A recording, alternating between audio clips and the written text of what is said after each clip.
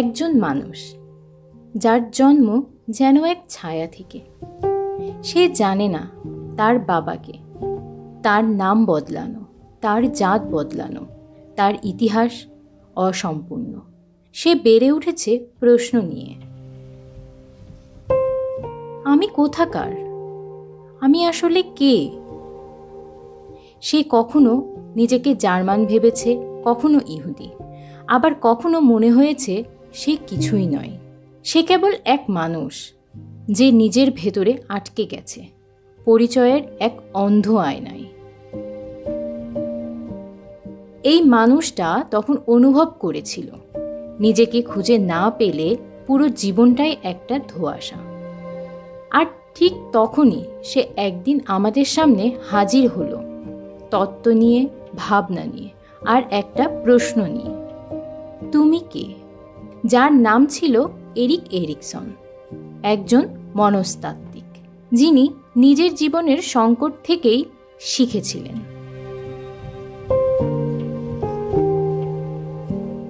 তুমি কি জানো তুমি কে?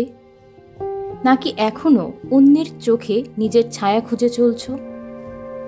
আমরা সবাই কখনো না কখনো আয়নার সামনে দাঁড়িয়ে সেই একই প্রশ্ন করি, আমি কে?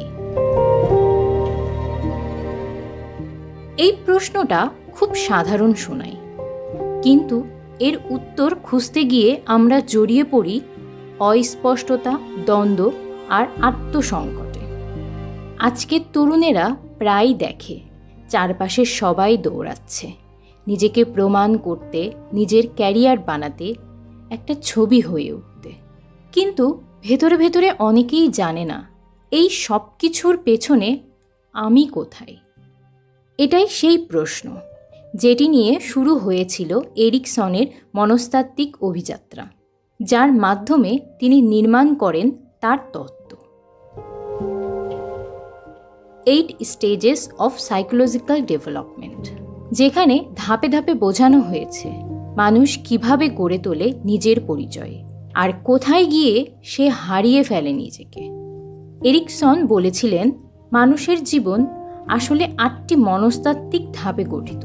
ধাপে ধাপে আমরা বদলাই, গড়ি, ভাঙি। আর এই ধাপগুলোর ভেতর সবথেকে জটিল ধাপটি ঘটে কিশোর থেকে তরুণ বয়সে, প্রায় 12 থেকে 20 বছর বয়সে।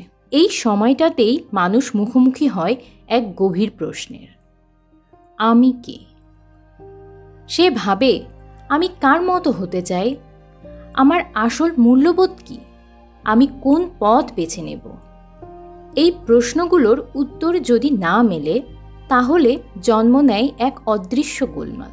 এরিকসন যাকে বলেছিলেন রোল কনফিউশন, অর্থাৎ পরিচয়ের বিভ্রান্তি। তখন মানুষ এক এক জায়গায় এক এক রূপ নেয়, কোথাও স্থির, আবার কোথাও অস্থির।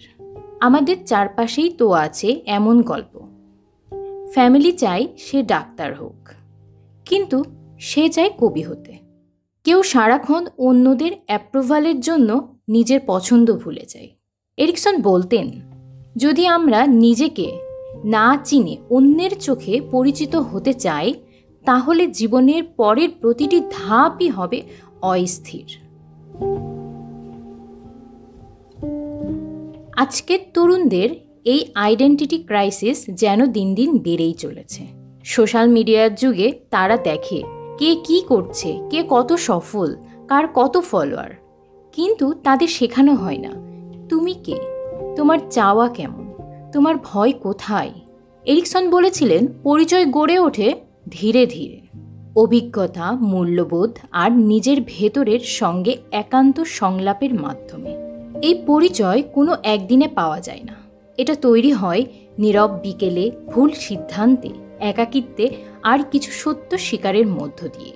তাই নিজের পরিচয় খুঁজে পেতে হলে দরকার সময় দেওয়া, নিজের সঙ্গে কথা বলা, একা থাকা, নিজের ব্যর্থতা মেনে নেওয়া।